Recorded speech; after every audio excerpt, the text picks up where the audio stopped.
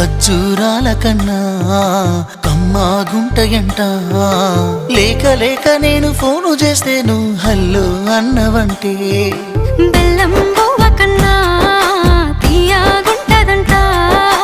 ఎన్నడూ నాడు ఫోను చేసి బాగున్నావన్నవంటే ఏడాది ఎండల్లో ఉంటేనై మోస్తున్నా నా బతుకు కష్టాలని పిల్లని సెయ్యి పట్టాలని.